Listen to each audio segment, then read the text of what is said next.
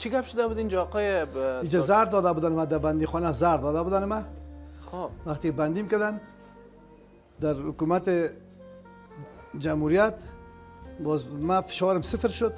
خب باز مرا بردن در شفاخانه دیگه این نه دیگه کمک خوب شدن که باز یعنی انسان آمد. همین انسان همین انسان آمد.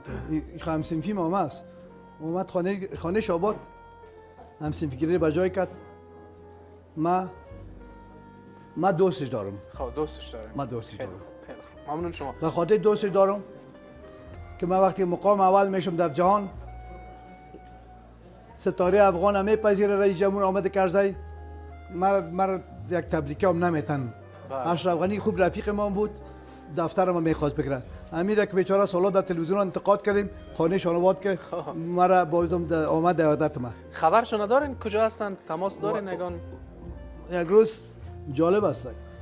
یک روز تیر میشدم در وزارت معارف قیم خان وردک وزیر معارف بود.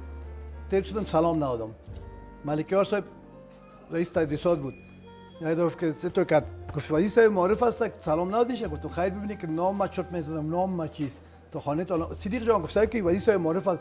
تو خانه تو بعد امیال نام فراموش کرده بودم. خوب شد گفتی که نام ما صدیق است. خب ما در چیزای غیر قسم که بسیار چیزا فراموش میکنیم کی در کجاست. خب ممنون شما.